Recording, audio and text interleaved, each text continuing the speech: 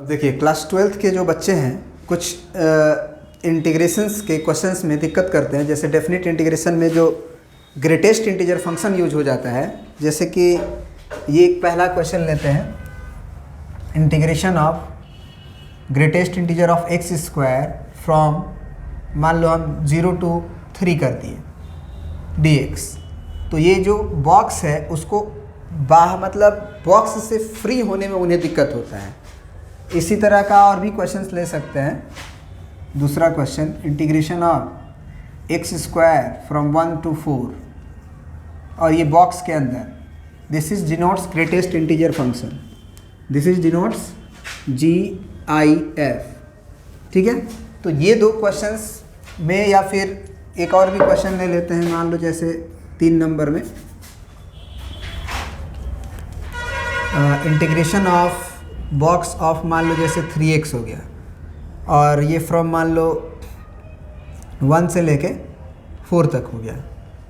इस तरह के इंटीग्रेशन में वो बॉक्स को हटाने में बड़ी दिक्कत होती है, क्योंकि आपको पता है जब तक बॉक्स हटेगा नहीं तब तक आप इंटीग्रेट नहीं कर पाओगे, और जब तक आप इंटीग्रेट नहीं करोगे तब तक अपर लिमिट और लोअर लिमिट को डाल नहीं सकते हो।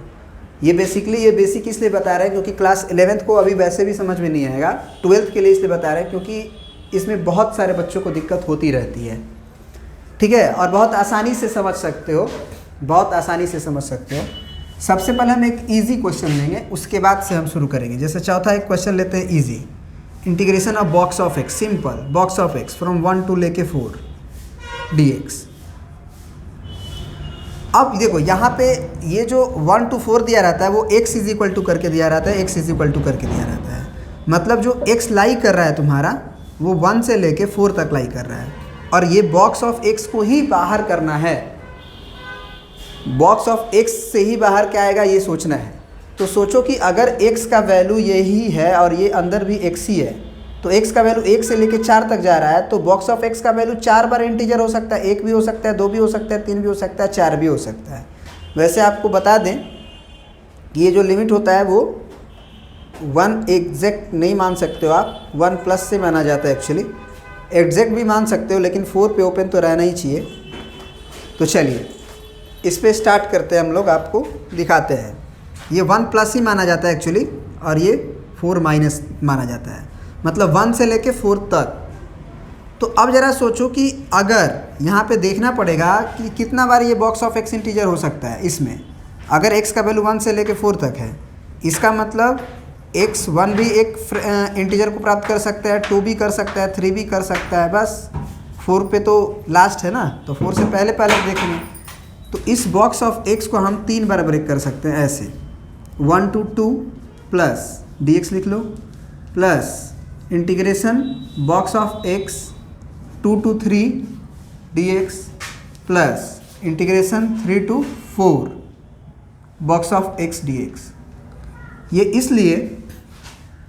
इसलिए क्योंकि अगर 1 से 2 हुआ, 1 से 2 हुआ, तो ये बॉक्स ऑफ x बाहर कैसे आएगा। खुद सोचो कि अगर x का वैल्यू लेके 1 से लेके अगर आप 2 तक जा रहे हो, या 1 पे ओपन भी कर रहे हो, 1 से 2 तक जा रहे हो, तो इसका बॉक्स क्या आएगा आप खुद सोचो। इसमें अगर इनके अंदर बॉक्स लगाया है तो कोई भी नंबर अगर 1 से लेके 2 पर जा रहा है, तो आपको पहले भी पता है कि 1 से लेके 2 के बीच के नंबरों का जो बॉक्स आता है वो 1 पे आके गिरता है। तो ये डायरेक्ट हो जाएगा इंटीग्रेशन ऑफ 1 dx। इस बॉक्स का मतलब 1 dx, प्लस अगर हम बोले कि अगर x का वैल्यू हमारा, ये x का वैल्यू हमारा 2 से लेके 3 तक जा रहा है, ये लिमिट का वैल्यू x ही दिया रहता है, जो रेस्पेक्ट रहता है ना उसी का वैल्यू दिया रहता है।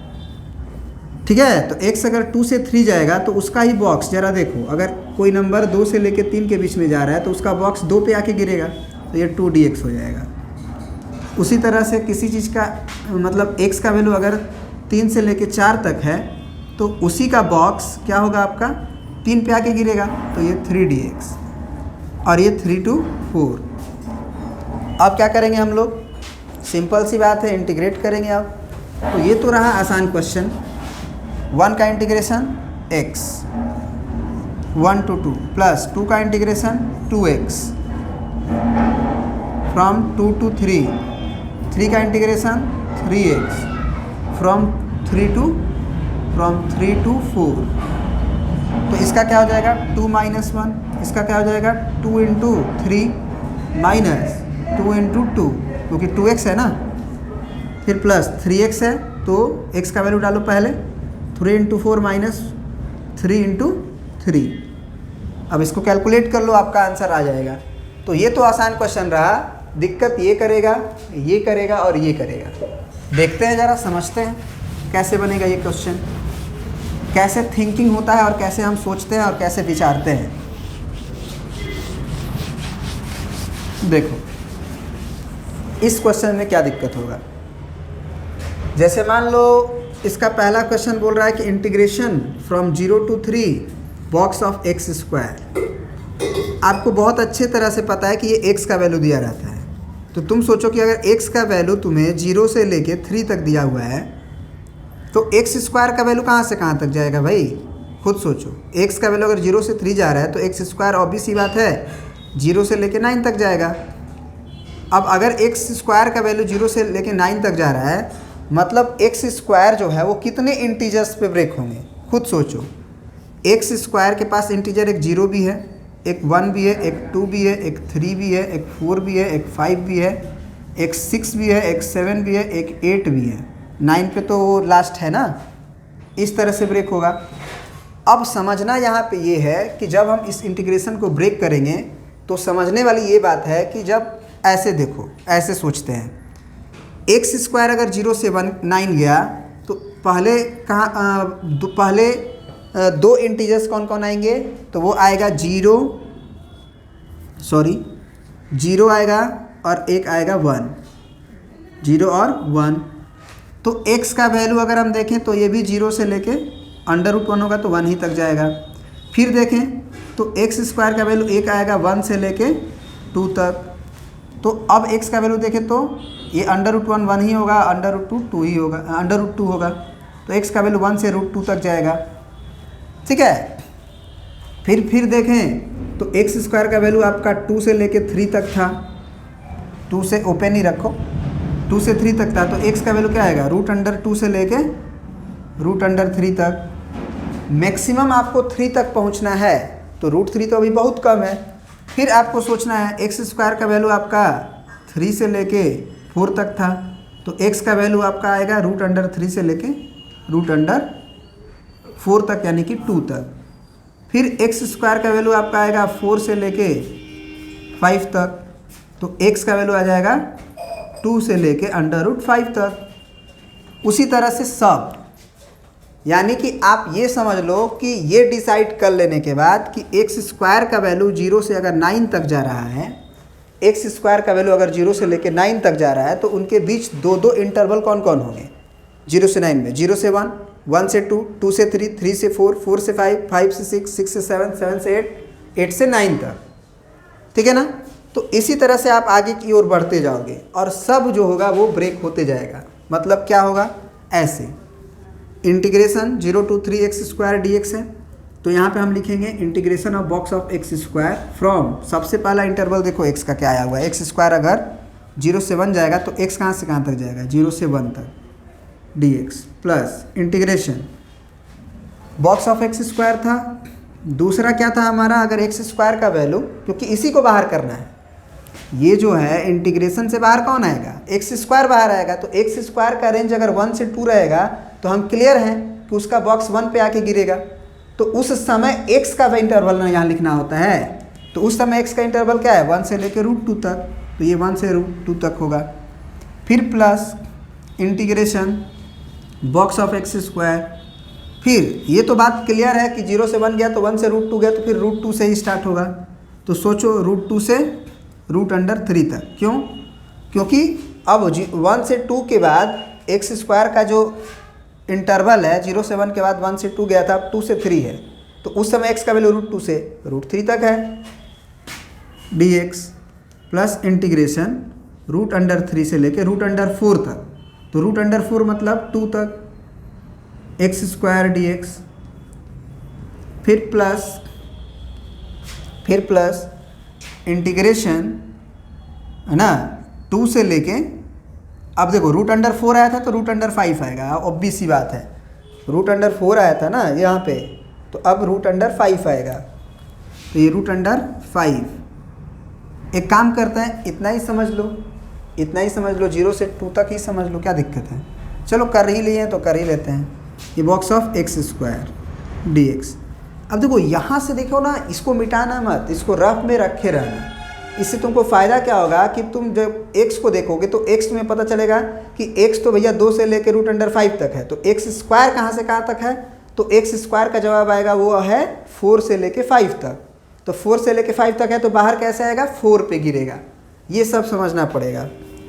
प्लस इंटीग्रेशन रूट अंडर 5 से लेकर रूट अंडर 6 तक box of x square d x, plus integration root under 6 से रूट अंडर 7 तक d x, plus integration box of x square, फिर इंटीग्रेशन रूट अंडर 7 से root under 8 box of x square d x, फिर plus integration है ना root under 8 से लेके root under 9 तक यानी कि 3 तक box of x square d x. अगर आपको तकलीफ हो रहा है तो रूट अंडर 9 ही लिख लो, वो ज़्यादा बेटर समझ में आएगा, ठीक है ना। अब देखो, अब समझने वाली बात है यहाँ पे। अगर तुम्हें समझ में नहीं आ रही हैं बातें तो वीडियोस को 2 बार देखो, समझ में आएंगी, बिल्कुल आएंगी। एक बार में नहीं आता है, दोबारा भी आ जाएंगी। अब यहाँ पे देखो क्या होगा, x का वैल्यू एक्चुअली 0 से 1 है, तो एक्स स्क्वायर का भी वैल्यू 0 से 1 ही होगा, तो इसका ब्रेक 0 पे होगा, 0 dx इंटीग्रेशन, क्योंकि हमको बॉक्स से फ्री होना है। प्लस x का वैल्यू अगर 1 से रूट 2 है तो एक्स स्क्वायर का वैल्यू 1 से 2 तक होगा। नहीं, x का वैल्यू अगर 1 से लेके रूट अंडर 2 तक है तो एक्स स्क्वायर का वैल्यू क्या होगा, 1 से लेके 2 तक, तो 1 पे गिरेगा, तो 1 dx इंटीग्रेशन 1 से रूट 2 तक। फिर प्लस x का वैल्यू अगर रूट 2 से रूट 3 है तो एक्स स्क्वायर का वैल्यू 2 से 3 होगा, तो ये 2 पे गिरेगा, 2 dx इंटीग्रेशन रूट अंडर 2 से रूट अंडर 3 तक। प्लस फिर यहाँ भी x का वैल्यू न दिया रहता है, तो x का वैल्यू रूट 3 से लेके रूट अंडर 2 तक दिया है, सॉरी रूट अंडर 4 तक दिया है। एक्चुअली हम आपको बताए भी थे, इसे रूट अंडर 4 लिख लो। तो एक्स स्क्वायर का वैल्यू 3 से लेके 4 तक, तो कहाँ पे गिरेगा उसका बॉक्स, क्योंकि यही 3 से 4 तक ना बॉक्स में जाएगा, तो वो 3 पे गिरेगा। तो अब तो क्लियर हो गया, 3 dx रूट अंडर 3 से लेके रूट अंडर 4 तक, फिर प्लस इंटीग्रेशन है ना ये वाला, तो ये कितना होगा, 4 पे गिरेगा, 4 dx from 2 to root under 5, plus इसका इंटीग्रेशन 5 dx, फिर कहाँ से कहाँ तक होगा, रूट 5 से लेकर रूट अंडर 6 तक होगा, प्लस इसका इंटीग्रेशन क्या होगा, 5 है तो 6 dx होगा, रूट अंडर 6 से रूट अंडर 7 तक, फिर प्लस इंटीग्रेशन आपका इसका क्या होगा, 7 dx from root under 7 to root under 8 होगा, और प्लस इंटीग्रेशन आपका ये हो जाएगा कितना, 8 dx, और ये हो जाएगा from root under 8 to root under 9। अब आप बारी बारी से इंटीग्रेशन कर लो, upper limit minus lower limit put कर दो। एक्चुअली हम थोड़ा सा बड़ा ले लिए, 0 से 3 कर दिए है ना, लेकिन कोई दिक्कत नहीं, आप कर सकते हो। अब ये क्वेश्चन आप खुद से बना लो, क्योंकि 1 से 4 में आपको जानते ही हो ऐसे ही आगे की ओर बढ़ना है, लेकिन हम आपको क्वेश्चन नंबर 3 बताते हैं। 3 है ना, क्वेश्चन नंबर 3 बताते हैं, आप इसको समझिए। इस सब का इंटीग्रेशन तो हो ही जाएगा, 0 का 0 हो जाएगा, 1 का 1x, 2 का 2x, 3 का 3x, 4 का 4x, अपर लिमिट माइनस लोअर लिमिट तो करना ही पड़ता है।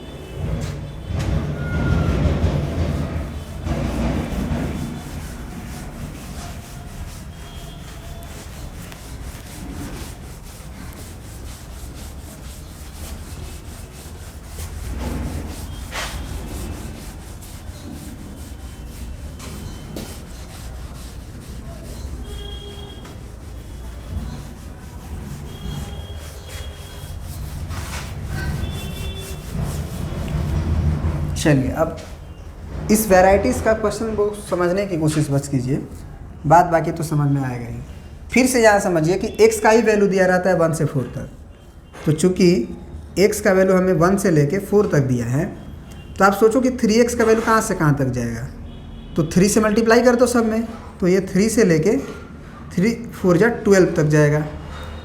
अब सोचो कि 3x का वैल्यू अगर 3 से 12 तक जा रहा है, इसका मतलब 3x कितने इंटीजर्स आएंगे इसमें?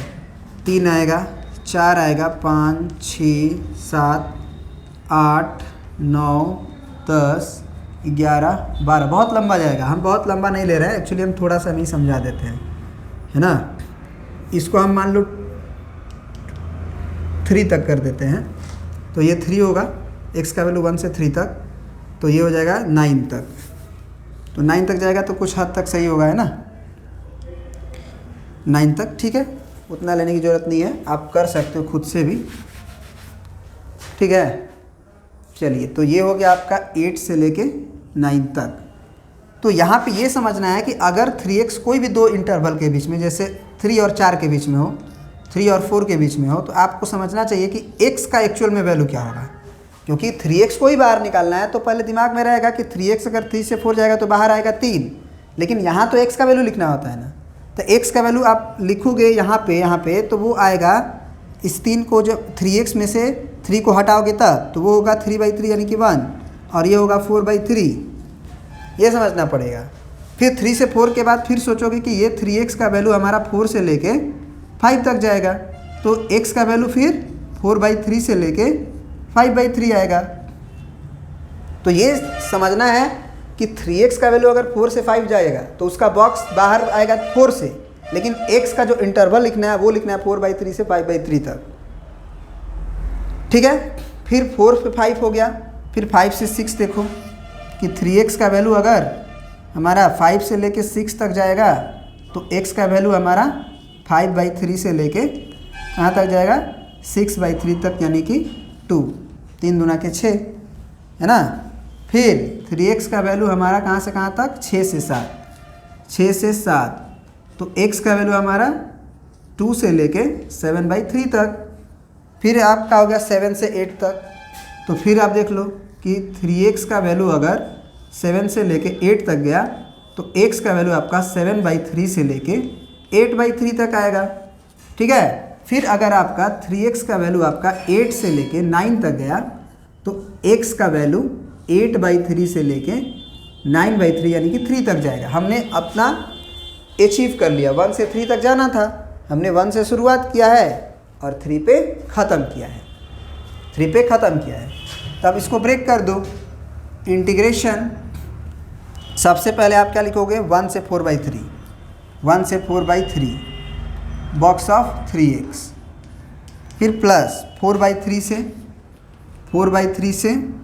5/3 बॉक्स ऑफ 3x, फिर प्लस 5/3 से लेके 2 तक बॉक्स ऑफ 3x, फिर प्लस इंटीग्रेशन 2 से लेके 7/3 तक बॉक्स ऑफ 3x, फिर प्लस इंटीग्रेशन 7/3 से लेके 8/3 तक बॉक्स ऑफ 3x, फिर प्लस इंटीग्रेशन 8/3 से लेके 9/3 यानी कि 3 तक, जो कि ख़त्म हो गया बॉक्स ऑफ 3x। अब देखो यहाँ पे बच्चा क्या करता है ना, फिर से कैलकुलेशन करता है कि अगर x का वैल्यू 1 से 4/3 तक है तो 3x का वैल्यू क्या हो, ऐसे लिखेगा। x का वैल्यू 1 से 4/3 तक है तो 3x 3 से 4 गया, तब सोचेगा। नहीं, आप ये लिखे हुए हो ना अपने मन में, तो जब ये लिखे हो तो यही से सोचो ना कि 3x तो 3 से 4 तक गया था, तो 3 से 4 तक गया था, तो उसका बॉक्स अगर कोई नंबर 3 से 4 पे जाए तो उसका बॉक्स तो 3 पे आके गिरता है। तो सिंपल सी बात है कि इसका इंटीग्रेशन कितना होने लगेगा? इसका इंटीग्रेशन हो जाएगा आपका 3dx 1 से 4/3 तक, फिर प्लस इंटीग्रेशन। यहाँ देखो ये वाला था 3x का वैल्यू, जब x का वैल्यू 4/3 से 5/3 था, तो 3x तो 4 और 5 के बीच था, तो 4 और 5 के बीच के नंबर्स का ग्रेटेस्ट इंटीजर 4 पे आके गिरता है, तो ये 4dx, और यहाँ पे 4/3 से लेके 5/3 तक, फिर प्लस इंटीग्रेशन इसका अब हो जाएगा, सिंपल सी बात है 5x, क्योंकि अब 5 से 6 जाएगा तो 5 पे आके गिरेगा 5 dx, और ये 5/3 से 6/3 आया हुआ था तो वो 2 हुआ था, प्लस 5x के बाद आपका हो जाएगा आपका 3x का वैल्यू 6 से 7 तक तो 6 dx, 6 पे गिरेगा तो 6 dx, और ये हो जाएगा आपका x का वैल्यू 2 से लेके 7/3 तक, फिर प्लस इंटीग्रेशन कहाँ तक पहुँचे थे 7/3 तक, तो 7/3 से 8/3, 7/3 से 8/3, अब 7/3 से 8/3 गया तो 3x का वैल्यू 7 से 8 तक था, यानी कि 7 dx। देख रहे हो ना, बहुत आसान है समझना। 8/3 से 9/3 तो इंड ही था, 9/3 मतलब 3x, तो अब 3x तो एक्चुअली 8/3, जब 8/3 और 3 था तो 3x का वैल्यू 8 से 9 था तो 8 dx। अब आप इंटीग्रेशन कर सकते हो। ये x क्यों लिख रहे हैं हम, x थोड़ी लिखना है, x नहीं लिखना है, बिल्कुल x नहीं लिखना है, क्योंकि वो वैल्यू तो 6 को ही जा रहा है ना, 7 8 बिल्कुल। अब आप इंटीग्रेशन कर सकते हो, अब आप इंटीग्रेशन कर सकते हो। क्या होगा इंटीग्रेशन, तो पहला का इंटीग्रेशन 3 dx का हो जाएगा 3x फ्रॉम 1 से 4/3, फिर प्लस 4 का इंटीग्रेशन हो जाएगा 4x फ्रॉम 4/3 टू 5/3, फिर प्लस ये हो जाएगा 5x फ्रॉम 5/3 टू 2, प्लस इसका इंटीग्रेशन हो जाएगा 6x फ्रॉम 2 टू 7/3, फिर प्लस 7x, इंटीग्रेशन आएगा ना 7x, पहले x थोड़ी आ जाएगा, ये 7/3 से 8/3, फिर प्लस 8x, और वो हो जाएगा 8x का 8/3 से 3 तक। इसे कतई ग्रेटेस्ट इंटीजर ना समझें।